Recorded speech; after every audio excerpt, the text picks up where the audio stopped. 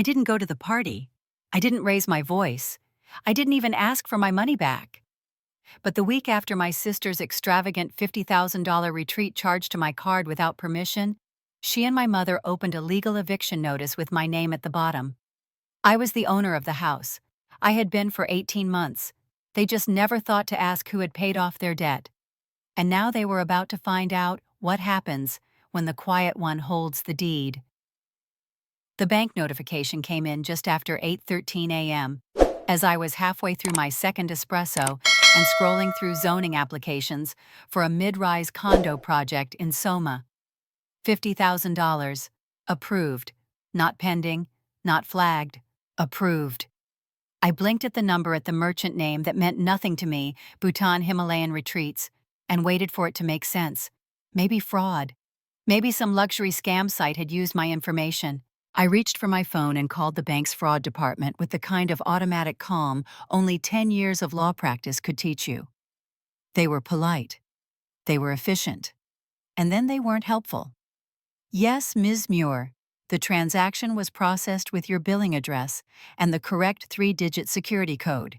Yes, it was made through your online profile. No, we have no reason to suspect external access. I asked for the timestamp. They gave it to me, 3 days ago. At exactly 2:08 p.m., I sat back in my chair. 3 days ago, I was at the courthouse downtown in back-to-back hearings, my laptop locked in my office, my phone with me at all times. I hadn't authorized anything, hadn't even had time to shop for groceries, much less a 5-figure vacation. But someone had. And they had done it like they had every right. By noon, I had the pieces.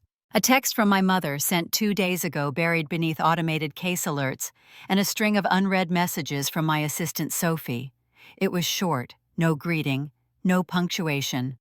I used your card for Juliana's trip. This is important.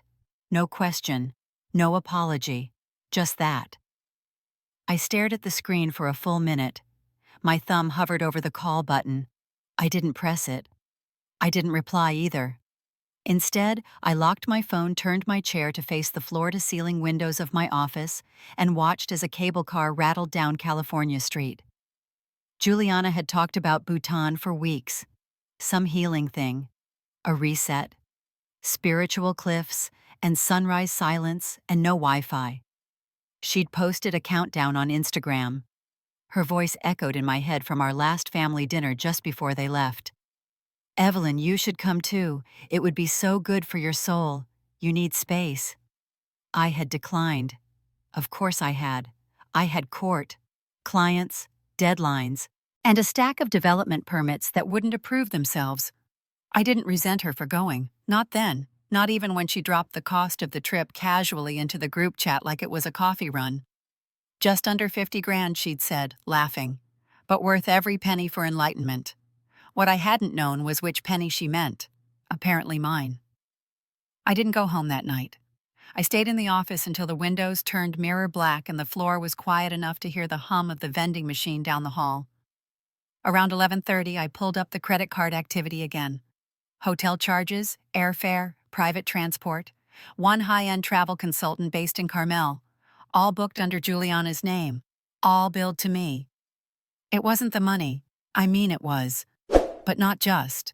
It was the assumption that I would absorb the blow, that I wouldn't protest, that I was some sort of silent netting for every one of Juliana's soft landings, that after everything they still saw me not as family, but as function.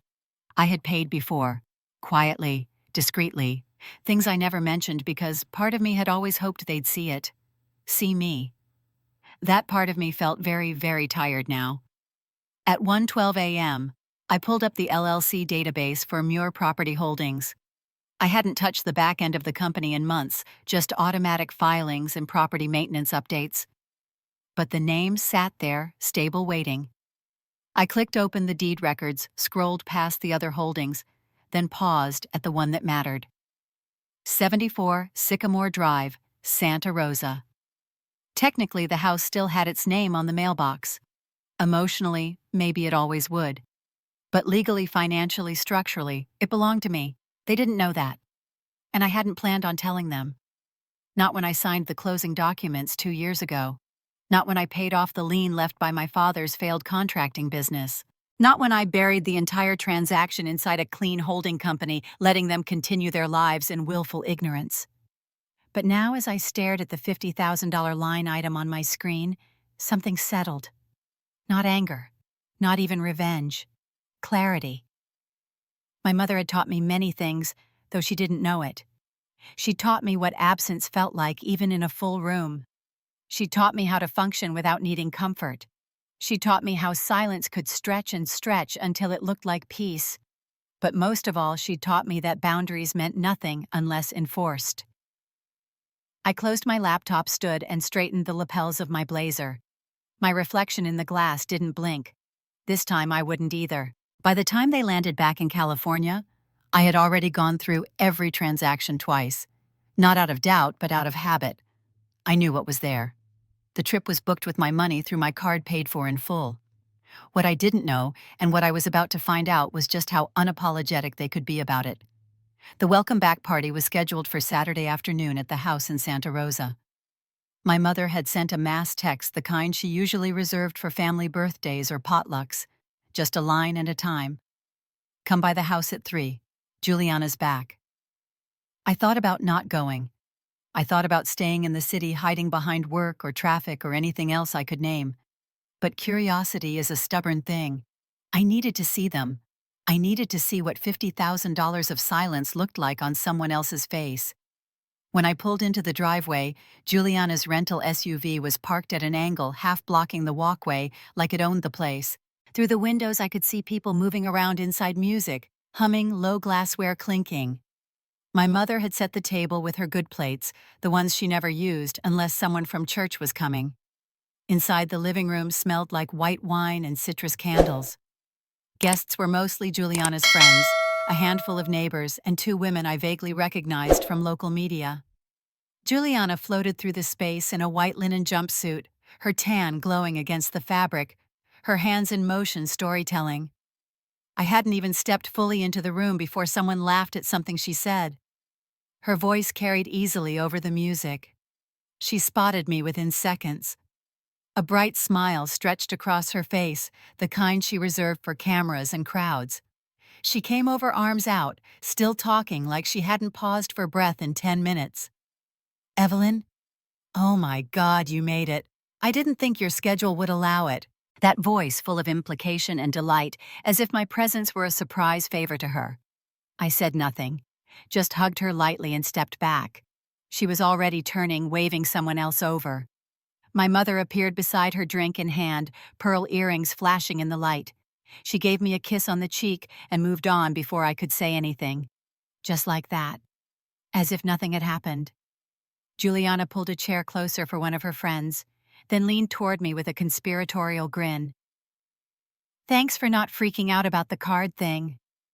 I know it was last minute, but we were already at the airport and I couldn't reach you. Plus, it was totally worth it. Bhutan is life-changing. I think it actually rewired something in me. I looked at her, steady, quiet. My glass of water felt heavier than it should have. She waited for a laugh, a reply, something. I gave her nothing. She blinked once, then smiled again, broader this time. You're such a rock, Ev. Honestly, you're the only one who doesn't make drama out of everything. I turned away and walked into the kitchen. There were travel photos printed out and scattered on the countertop. One of them showed Juliana sitting cross-legged in front of a monastery, eyes closed, palms up, a silk scarf draped across her shoulders. Another was of her and our mother both smiling, their arms wrapped around each other in front of a prayer wheel. My face was nowhere in sight. I stood there for a while, long enough for the hum of voices to blur together. Eventually, someone handed me a glass of rosé without asking. I took it, not because I wanted to drink, but because it gave my hands something to do. Later in the dining room, Juliana gave a little speech. It was impromptu, as all her speeches were. She talked about finding herself, about breathing different air, about how the monks she met had reminded her to live with intention. People clapped.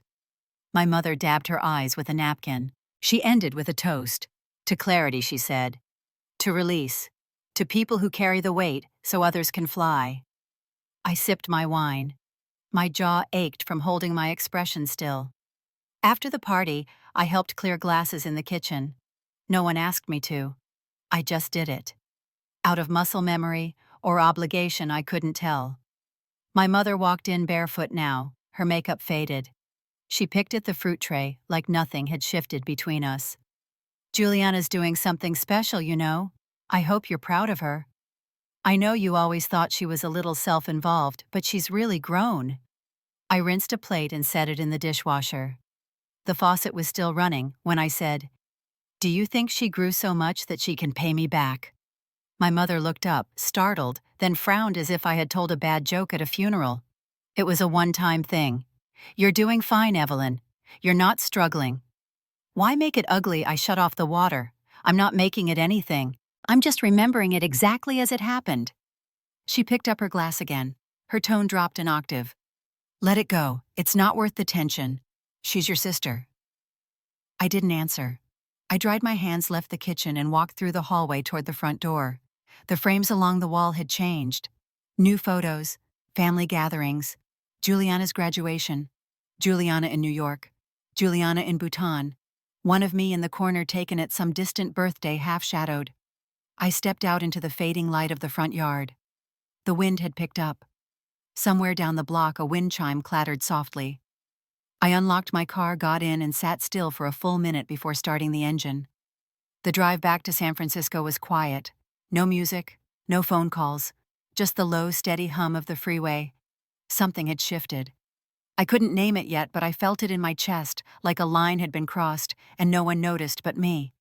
That was the part that hurt the most, not the money, not the silence. It was how normal it all felt to them. How effortless. Like I was built for it. Like I was made to hold what no one else wanted to carry. I remembered the notice like it had been stapled to my chest. A yellow envelope from the Sonoma County Tax Collector's Office, addressed to my parents but rerouted to my office by mistake. Or maybe not a mistake. Maybe fate, or bureaucracy, or whatever force decides to put power into the hands of the person least expected to have it. It was 2018. My father had just passed the one-year mark of closing his construction business, the one that had kept the family afloat for decades, and then sank quietly under the weight of deferred payments and bad subcontractors. My mother didn't talk about it. She told neighbors he had decided to retire early. No one questioned it. But I knew the truth. And the numbers.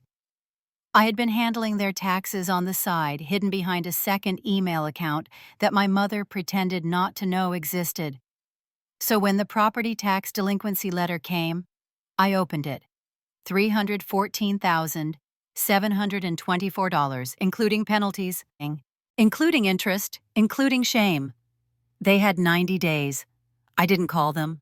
I didn't ask why or how or what they planned to do. I just wrote the check. The funds came out of a reserve account I kept separate from my practice.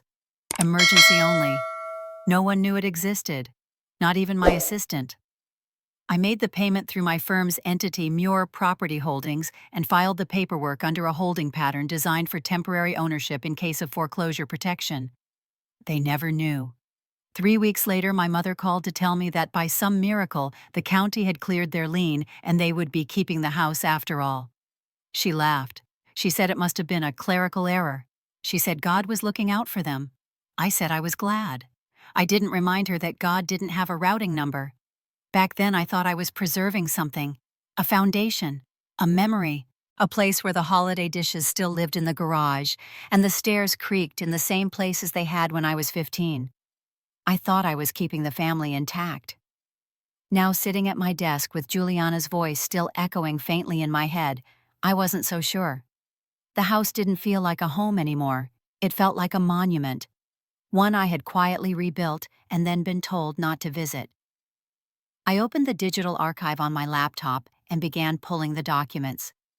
The trust transfer deed, the holding company structure, the refinancing paperwork my father had signed without ever reading the fine print.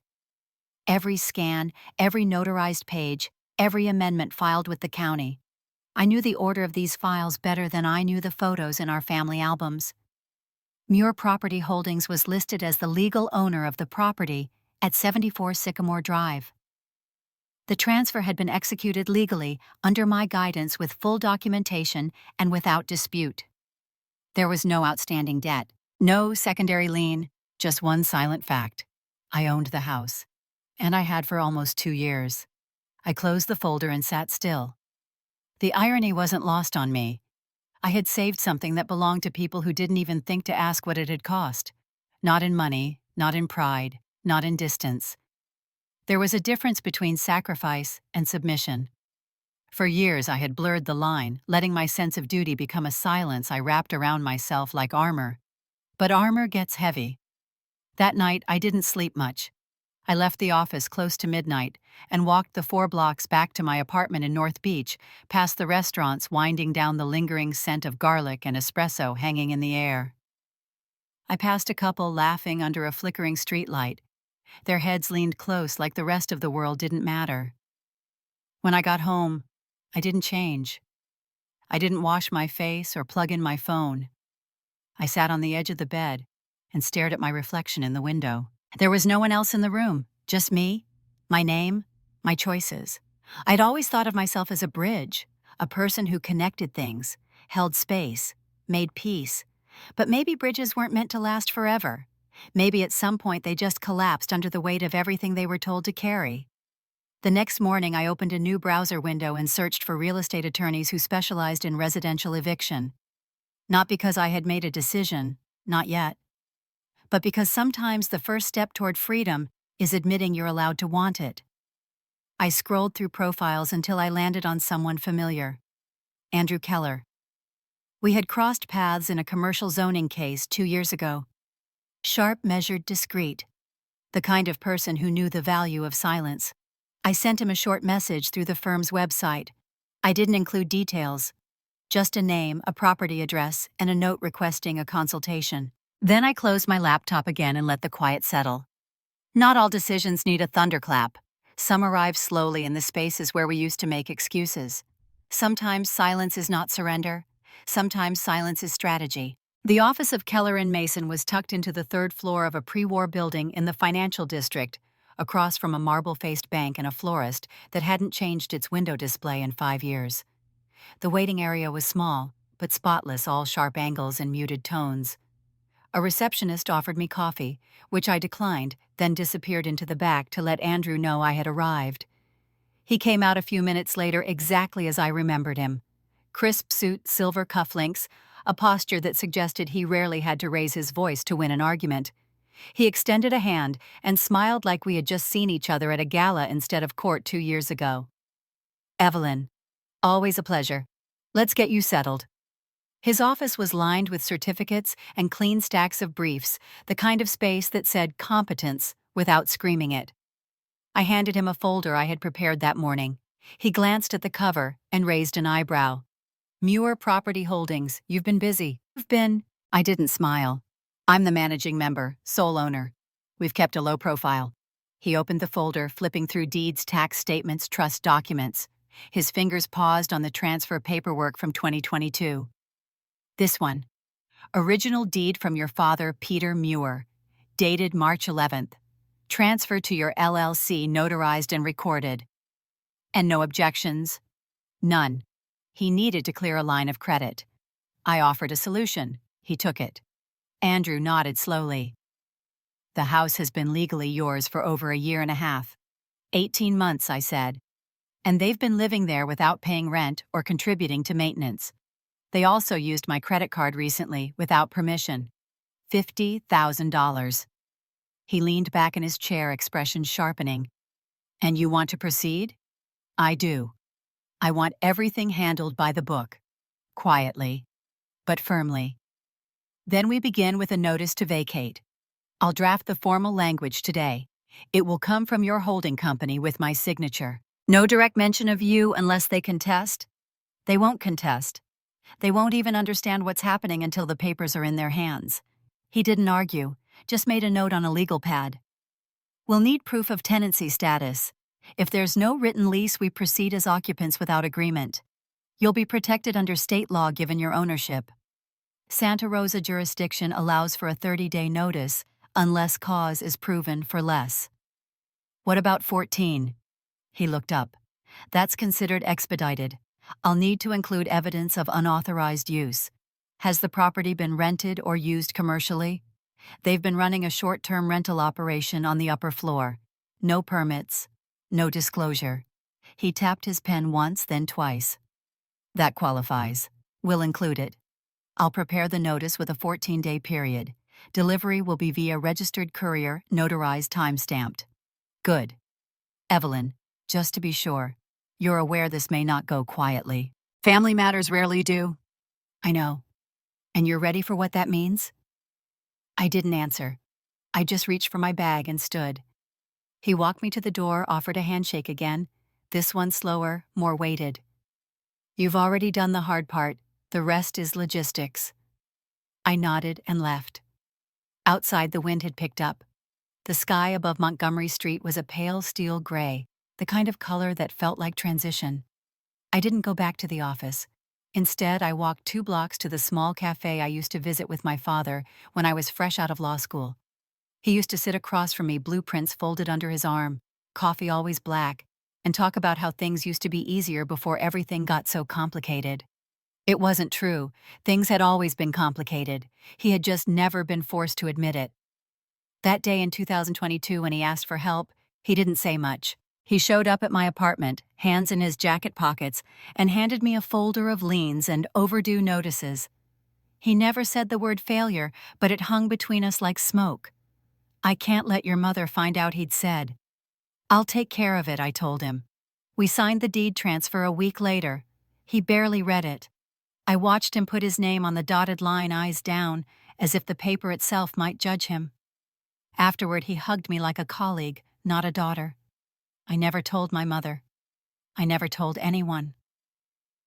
Now, almost 2 years later, I sat at the same table by the window, tracing the rim of a porcelain cup, while the barista called out orders behind me. The house on Sycamore Drive still stood where it always had. White trim gray siding the front steps we used to race down in summers. But the name on the deed no longer matched the voices inside. Soon the names and the people would have to match. And this time, it would be on my terms. I drove up to Santa Rosa on a Thursday afternoon, taking the longer route through the vineyards, the one my father used to favor before GPS made everything efficient and soulless. The sky was overcast, the kind of dull gray that made everything feel slightly faded, like a photograph left too long in the sun. I had called no one. I wasn't there to visit. I was there to see. The house sat exactly as I remembered it, except for the driveway, which now had a rust-red SUV parked at a sharp angle. Juliana's again. The garden was overgrown. My mother used to care about that, used to trim the hedges herself on weekends, but lately she had probably passed the job to whoever came cheapest on Craigslist. I used my key. They hadn't changed the locks. I stepped inside without ringing the bell. The smell hit first, some kind of citrus cleaner trying too hard to mask old wood and lived-in air. The front hall felt smaller somehow, though nothing had changed structurally. The same hardwood floors, same dent in the baseboard where Alex and I had rolled a basketball too hard. But it felt tighter, like the air itself knew I was no longer welcome. The walls were what stopped me. Along the staircase where our childhood photos used to hang were now framed shots of Juliana. Not just one or two. A gallery. Juliana in Bali. Juliana on a mountaintop in Peru. Juliana smiling in front of a waterfall I couldn't place. All high-resolution, color-balanced, curated like a magazine spread. My own face was nowhere to be found.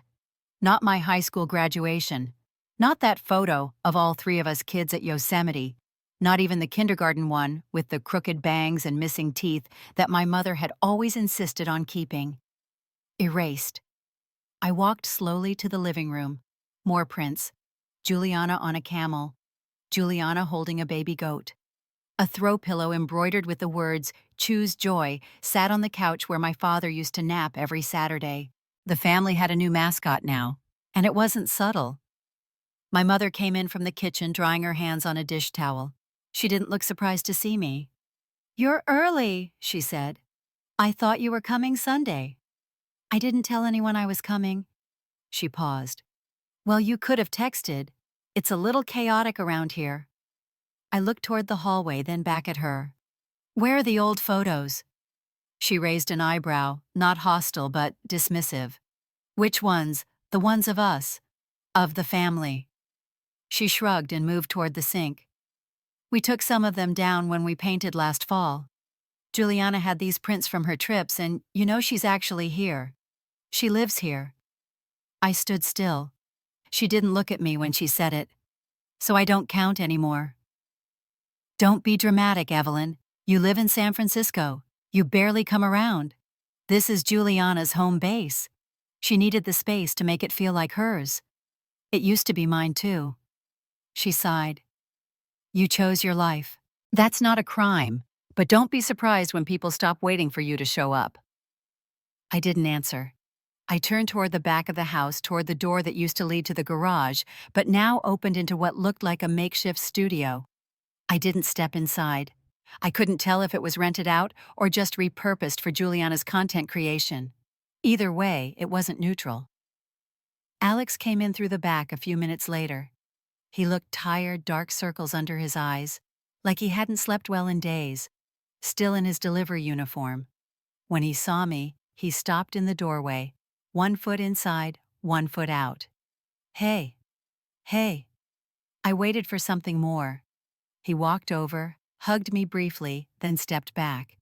You good? I tilted my head. Do I look good? He rubbed the back of his neck. I figured you were pissed. I saw the charge on your card. Mom mentioned it. Did you say anything? He looked away. It's not really my fight. It's not a fight, Alex. It's theft. He didn't answer. She took $50,000 from me, and no one said a word. Alex's voice dropped. I'm just trying to keep the peace. That's what everyone always says until there's nothing left of peace to keep. I stepped away before I could say more. I didn't want to explode. Not here, not in a house that had already decided I didn't belong. I went upstairs not to snoop, just to feel the floors under my feet. My old room had been converted into a guest room. The twin bed was gone, replaced by a queen-sized frame and neutral bedding. The shelves were bare, the posters gone. The only thing left was a faint dent in the corner wall where my dresser used to stand. I walked back down slowly, pausing again by the photo wall. Juliana had become the story. I was the footnote. When I reached the front door, my mother called after me from the kitchen. Stay for dinner, no. You sure I can make that pasta you like? I reached for the doorknob, not turning back. That recipe was mine. You just forgot that, too. I stepped outside. The wind was picking up again, rustling the leaves along the curb. I sat in my car with the engine off for almost 10 minutes, staring at the house through the windshield. There was no part of it that felt like mine anymore. Not the walls, not the photos, not even the silence. My phone rang the next morning while I was going through contracts at the office zoning codes spread across my desk like puzzle pieces. The name lit up on screen, and I hesitated before answering. Carmen Alvarez, neighbor. Lived next door to the house in Santa Rosa since I was 9. She had watched us grow up from her kitchen window, always with a glass of iced tea and a sharp eye. Evelyn, hi. Sorry to call out of the blue. Do you have a minute? Her tone was polite, but not casual. Something was off. Of course. What's going on? It's probably not my place, but I thought you should know. There have been a lot of people coming and going from the upstairs unit at your family's house. New faces every few days. I thought at first maybe Juliana was hosting friends, but last night I overheard one of them saying they had found the place on Airbnb. My fingers stilled on the keyboard. Airbnb. Yeah. Look, I wouldn't say anything if it wasn't constant, but it's been months. The guy who checked in yesterday asked me where the lockbox was for the key. I told him I had no idea. He said the host usually texts him the code. Do you know if that's something you approved? I didn't answer right away. No, Carmen. I didn't approve it. Thank you for telling me. She exhaled. I figured. It didn't feel right. We hung up. I sat there staring at my screen, the cursor blinking at the bottom of an unfinished email. A thread of cold started to unspool in my stomach. I opened Airbnb on my browser and typed in the zip code, narrowed the radius. Then I saw it. Modern upstairs suite with mountain views. Quiet neighborhood 5 minutes to downtown. Hosted by Jules. The photos were unmistakable. The guest suite my father had built above the garage in 2009. The skylight I had helped install during spring break. The faded blue reading chair that used to sit in the hallway outside my room. She had staged it like a magazine shoot. Soft lighting candles, even a folded towel shaped like a swan on the bed. 5 stars. Over 20 reviews. The earliest was 5 months ago. I clicked through reading the reviews with a detached calm I barely recognized. Beautiful space, great communication, felt like home. One of them even mentioned breakfast muffins left by the host. I picked up my phone and called the number listed on the host profile. It rang twice, then went to voicemail. Juliana's voice. Bright, rehearsed. "Hi, it's Jules. Sorry I missed you. Leave a message and I'll get back to you as soon as I can. Peace and light." I didn't leave a message. Instead, I scrolled through the public profile. The payout account was hidden, of course, but I knew how it worked. She was pocketing cash on a property she didn't own through a business I had never been consulted on. Worse, she had done it with confidence. Like no one would notice. Like no one could stop her. I pulled up the listing address again. The host instructions mentioned a key left in the side garden planter. That explained why Carmen had seen strangers wandering near her fence. I closed the tab and leaned back. This wasn't just disrespect. It wasn't just thoughtlessness. It was a line crossed, over and over, without hesitation. I drove back to Santa Rosa that evening. No warning, no text. I parked 2 houses down and waited until I saw the porch light click off. The side gate was unlocked. The planter was exactly where she said it would be. I lifted the lid and found the lockbox. The code was still punched in from the last guest. 4 digits, birth year probably. I didn't take the key. I didn't go inside. Instead, I took photos. The lockbox, the stairs, the guests' cars parked along the street. I sent everything to Andrew Keller with a short message. Proof of unauthorized rental. Proceed with expedited filing. Let me know if you need more. He replied 10 minutes later. Received, preparing the documents. This strengthens the timeline. I didn't sleep much that night. I sat in my apartment lights off city glowing outside the window and tried to understand where exactly the switch had flipped. They hadn't just erased me. They had replaced me. With reviews, with travel content, with a version of family that didn't require me to exist.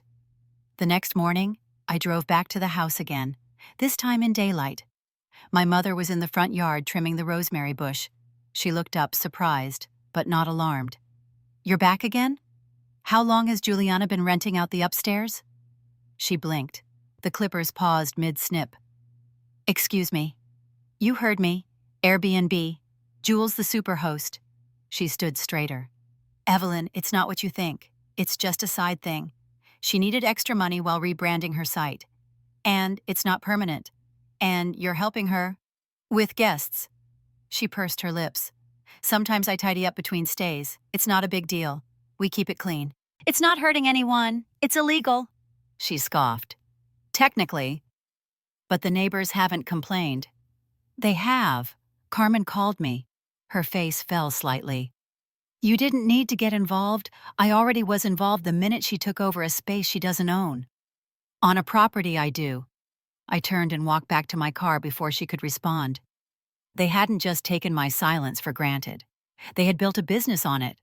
And now they would learn what happened when the silence ran out. The papers arrived by courier the morning after Juliana's 35th birthday party. 35 and fabulous, the invite had said, complete with floral gold script and a mock boarding pass design. Destination gratitude. Her face had been printed across the top half profile, sun-kissed and triumphant. I wasn't invited, not formally, not even as an afterthought. But I had seen the posts, the RSVPs, the tagged stories. Over 60 guests, a rented tent in the backyard, a catered vegan spread string lights draped across the pergola my father had built with his own hands 20 years ago. Juliana had live-streamed the speech. Her voice played through my screen like a pre-rolled ad. "I'm just so thankful," she said, glass, raised, my mother glowing beside her. "Thankful for this home, this journey, this life I get to keep building surrounded by people who show up, people who believe." Applause followed. Confetti. Then a camera pan across the lawn to a chalkboard sign propped against the fence. "The Muir House. Love lives here." I watched it all from my office documents stacked beside me, not out of pettiness, out of precision. Every step had been reviewed, notarized, timed. The notice was clear. 14 days to vacate. Reason: unauthorized commercial use, breach of occupancy terms, and lack of legal tenancy. Signed by Keller and Mason. Issued by Muir Property Holdings, LLC. Delivered by certified courier. And beneath every line, every clause, every legal weight of language sat my name. Not Evelyn the daughter, not Evelyn the silent one. Evelyn Muir, managing partner. Legal owner. We had scheduled the delivery for Monday morning, one business day after the celebration. I didn't want the papers to disrupt the cake. I wanted them to land in the silence that follows applause. Andrew texted me when the courier confirmed receipt. Documents delivered, timestamp recorded, witness present, all filed. I stared at the message for a long moment, then simply typed back, "Thank you." The house on Sycamore Drive had never truly been mine, not emotionally. But the deed said otherwise. The law said otherwise. And now, finally, the language would match the reality. I didn't hear from my mother that day, or the next. On Wednesday, I got a voicemail from Juliana. Her voice was breathless, clipped, running hot beneath forced calm. "Hey, I just got your little letter. Not sure what kind of game you think you're playing, but we're going to talk about this. You don't get to just evict your family like we're strangers. Call me." I didn't call. I forwarded the voicemail to Andrew for documentation. By Friday, the phone calls had doubled. My mother, Juliana again, then Alex. His was the only message that didn't ask. He just said one line, "I guess it's happening." That night I poured myself a drink and sat in the window of my apartment, the noise of the city soft behind the glass. I wasn't celebrating. I wasn't angry. I wasn't anything simple. This wasn't revenge. It wasn't even punishment. It was acknowledgement. For every time they had used my presence without permission, for every time I paid and stayed quiet, for every time I was expected to carry weight they claimed not to see. Now the burden had a receipt. Now the silence had a signature. And soon the front door would have a lock that only I controlled. The envelope landed in their mailbox just after noon, delivered by a uniformed courier who asked for a signature at the door. Juliana signed without reading the label, still half distracted from sorting leftover party decorations in the kitchen. My mother was upstairs folding laundry. Neither of them opened it right away. It wasn't until hours later, after the rented cocktail glasses had been picked up and the last Instagram stories had disappeared, that Juliana tore the envelope open at the kitchen counter and saw the letterhead. Keller and Mason, LLP. Legal notice of termination of occupancy, issued by Muir Property Holdings, LLC. She didn't understand it at first. I knew she wouldn't. The legal phrasing, the citation of Civil Code Section 1946, to the unemotional tone. But then she saw my name at the bottom, tucked just above the signature line. Evelyn Muir, managing partner, Muir Property Holdings. There are moments you can hear through walls. This was one of them. Juliana screamed. Not a cry, not a gasp. A scream, long, full of rage and disbelief, rising from someplace that had never learned to be told no. My mother came rushing downstairs, the laundry still in her hands. "What is it?" Juliana shoved the letter toward her. My mother read the first paragraph, then the second. She sat down on the floor right there in the middle of the kitchen, her back against the cabinet. Eviction. 14 days. No appeal. My phone rang 16 times that night. The first call came at 6:22 p.m., Juliana's name flashing bright. Then again at 6:40. Then my mother. Then Juliana again. I let every call go to voicemail. I didn't listen to them. The text messages were worse. Paragraphs, accusations, demands, emotional blackmail woven into every line. How could you do this, after everything we gave you? This is your home too.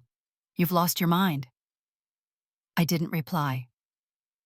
Andrew called briefly to confirm delivery had been acknowledged. They signed, he said. No verbal statements made, but the signature is documented. 14-day clock begins now. I confirmed receipt and hung up. By the next morning, they had switched tactics. Juliana posted a story on Instagram, a shot of the kitchen counter, the letter folded shut but visible. Captioned with a broken heart emoji and the words, "Some things you never see coming." The comments poured in, supportive, angry, confused, sending love. Who did this to you? This is so wrong. Family first always. I watched it all unfold in silence, not because I didn't care, but because I had already cared enough to almost vanish. They didn't know the hours I had spent making sure every clause was airtight, that Andrew had run the filing through 2 independent reviews, that the documents were legally unimpeachable, that I had not only followed the law but honored it. They didn't know how much care silence could carry. Juliana sent one more message that afternoon. "You're really going through with this?" I put my phone in a drawer. The panic began 3 days later. My mother called Alex, then her cousin in Bakersfield, then the church deacon. She asked if they could stay for a while. She asked what their rights were. She asked if anyone could explain how Evelyn had managed to take the house out from under them. Alex called me once, just once. "Are you okay?" I didn't answer. He sighed into the phone. I heard the clink of a mug on a countertop. "I just want you to know, I'm not picking sides. But they're spiraling. They'll be fine." He paused. "Are you locking them out?" They've had 18 months to understand the difference between grace and ownership. Now they'll have 14 days to understand the law. I hung up before he could say anything else. They called Andrew's office twice the next day, left long voicemails. He forwarded them to me transcribed and time-stamped. Nothing threatening, he noted. Just desperate. No legal defense was raised. That night I sat in bed with the printed copy of the deed beside me. Not out of pride, out of clarity. They had written me out of their family album. Now I was writing the ending they never saw coming. The receptionist at my firm caught my eye as I stepped off the elevator Monday morning. She didn't say anything at first, just handed me a pink slip with a name I already knew. "Your mother came by. Twice. Did she leave anything? Only this." She tapped the note. "And a lot of pacing." I nodded and walked past the rows of desks to my corner office door, already slightly ajar. The blinds were closed. Good. I didn't want to see the city yet. My inbox had 22 new emails, 6 voicemails. 3 of the voicemails were from Juliana. Her voice didn't carry the hysteria of the first calls. This time, it was colder. More calculated. "I hope you know what you're doing. This is permanent, Evelyn. Not just legally. Emotionally." Another one later the same day. "You think this makes you powerful? You look like a monster." I deleted them. That afternoon, Carmen texted me a photo of a printed flyer posted on the utility pole in front of the house.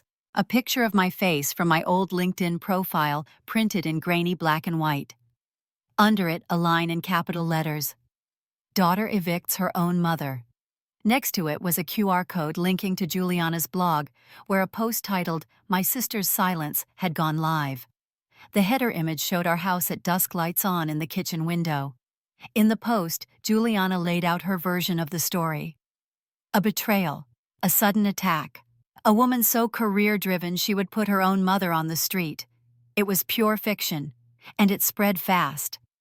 By Tuesday morning, my firm's social media account had been tagged in several angry posts.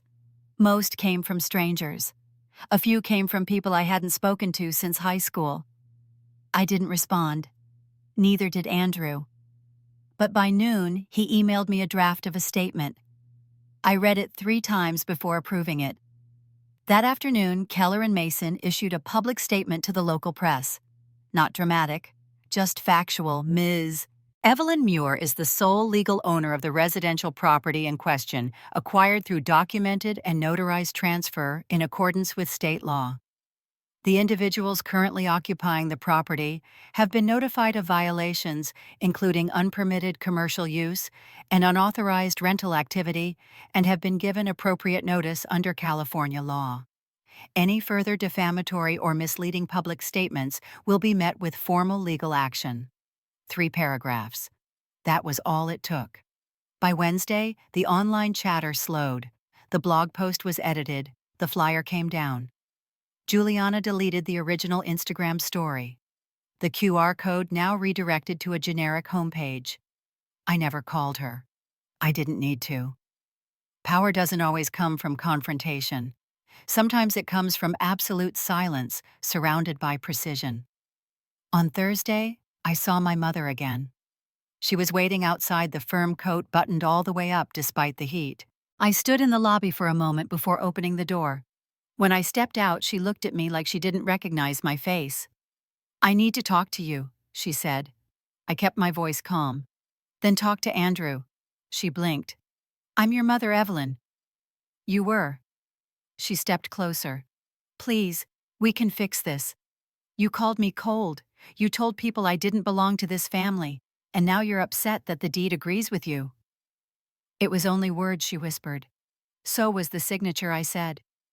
I turned and walked back through the door. The security guard didn't stop her when she followed, but she didn't stay long. By the time I got to my office, she was gone. That evening, Andrew called to say no new communications had been filed from their side, no statements, no counsel hired, just quiet. I knew what kind of quiet that was. Not peace, just the stunned kind that comes after you lose control of the story. It was strange. I had once craved their attention, their apology, their recognition that I was the one who had saved everything in silence, but now I didn't need it. Now all I needed was for the countdown to continue. Andrew scheduled the meeting for Friday morning in the conference room with the frosted glass wall that overlooked Market Street. The kind of room designed for clarity, no corners to hide in, no soft edges. My mother arrived first. She wore a navy blazer I hadn't seen in years, the one she used to wear to school board meetings, when she still believed in appearances. Her lipstick was too dark, too sharp against her face. Her hand stayed in her lap as she weighted fingers, twisting the strap of her purse. Juliana came in 10 minutes later, sunglasses still on, even though it was raining. They sat on one side of the table. I sat on the other. Andrew opened the meeting with the legal basics, the framework for the session, the notice timeline, the filing status. Neither of them spoke. They just nodded like school children caught out of bounds. Then he gestured to me. I slid the folder across the table. Inside were 6 documents, printed copies, county tax statements, bank records, transaction logs, all dated spring 2018, all notarized. I watched my mother's eyes move across the page. She paused on the number, 314,000. I saw her lips move as she whispered the total. That was the debt. That was the lien they never told me about. And that was the amount I paid. Quietly. Fully. From my own account. Juliana leaned forward to read over her shoulder. Neither of them said anything for a long time. I looked at them and spoke calm and flat. I saved this house once. Not to own it. Not for power. Because it was the right thing to do. Because I thought I was protecting something worth keeping. My mother finally looked up. You never said anything. You never asked. Her hands trembled now, still clenched in her lap. We didn't know it was that bad. Your father said he would handle it. He did. By signing the deed to me. Juliana spoke, voice low. You bought it from him, no. He gave it to me. Because he knew what it would cost if he didn't. I gave him dignity. You gave me silence. My mother exhaled shakily. You think that justifies this? I think this justifies itself. She shook her head, eyes shining now. I would have done it differently if I had known. You would have done it differently if I had disappeared. That's what you were waiting for. For me to go far enough away that you could pretend I never existed. You erased my pictures. You spent my money. You rented out the walls I paid to protect. She flinched. Juliana didn't move. I stood and gathered the documents back into the folder. This meeting is not about forgiveness. It's not even about fairness. It's about facts. And the fact is, this house belongs to me. It has been for over a year. You just finally got the paperwork to catch up. Andrew closed his notebook and stood with me. We'll proceed with the existing timeline. You now have 9 days remaining to vacate. Juliana finally removed her sunglasses. Her eyes met mine across the table. You think this makes you right? No. But it makes me done. I turned and left the room. Andrew didn't follow immediately. He stayed behind to ensure everything was noted, signed, and sealed. As the elevator doors closed, I saw my mother still in the chair, not moving. The folder lay open on the table in front of her. The number glared back at her. 314,000. A debt she had never seen, and a daughter she had never truly known. The moving truck arrived just after 9 a.m., rumbling down Sycamore Drive like a warning bell. The sky was overcast, but it wasn't raining. I stood across the street by the low brick wall that bordered the Alvarez garden, watching as the driver backed into the driveway with practiced ease. No one had spoken to me since the meeting at the law office. No calls, no texts, no apology. And I didn't ask for one. Juliana came out first, her hair tied back, wearing sunglasses despite the cloud cover. She was barking orders at the movers, pointing toward the upstairs unit with short-clipped words. They moved past her, quickly avoiding eye contact. She had packed everything herself, but not neatly. Boxes overflowed. One was already splitting open near the bottom, duct tape barely holding. My mother followed a few minutes later, slower, carrying a small box wrapped in an old quilt. She paused when she saw me standing just across the street. Our eyes met. You're really here for this? I didn't look away. Yes. She nodded once slowly. Her lips were tight, like she'd rehearsed the line. You'll regret this, Evelyn. You'll regret destroying your own family. I stepped forward until I was just off the edge of the curb. I didn't destroy anything. I reclaimed what was already mine. She flinched, but didn't argue. She turned and walked back into the house, her shoulders slightly hunched, the box still clutched in her arms. Juliana passed by me 20 minutes later, dragging a suitcase that looked heavier than she'd expected. She didn't speak. She didn't even glance in my direction. Halfway down the porch stairs, the suitcase snagged and tipped. The zipper tore open, and clothes spilled onto the concrete. She let out a curse and kicked the bag hard. It slid sideways and struck the bottom step. She looked up, then straight at me. I waited. I'm not sorry, she said. I believe you. She laughed bitterly and reached to grab the fallen clothes, jamming them back into the bag without folding. I could have ruined you, she said. You tried. She stood the suitcase crooked in her hand, chest rising and falling. I don't hate you anymore, Juliana. She blinked. I just don't need you in my life. She didn't reply. The movers finished by noon. The truck doors slammed shut, the sound echoing louder than it should have on a quiet street. The driver gave a brief wave toward no one in particular and climbed in. My mother came out last. She locked the front door behind her, though I had already arranged for the locks to be changed that evening. She hesitated at the porch, looking back at the windows, the curtains drawn closed. She didn't speak again. I watched her walk to the car without turning around. When they drove away, I crossed the street and stepped onto the porch. The key in my hand was still warm from my pocket. I slid it into the lock and turned it for the first time in over a year. The door opened without resistance. The air inside was still. A faint trace of lemon cleaner lingered, the kind my mother always used in spring. The framed photos of Juliana were gone. The shelves were empty. The silence felt colder now, like a house that remembered too much. I didn't move past the threshold. Not yet. I stood there, hands still on the door, and let the quiet settle around me. There was no shouting, no final word, no cinematic apology. Just a house, and a name on the deed, and an ending that no one else got to write but me. The house sold in 13 days. A couple from Oregon, mid-40s remote workers looking to settle in wine country. They loved the light in the kitchen, the size of the backyard, the quiet of Sycamore Drive.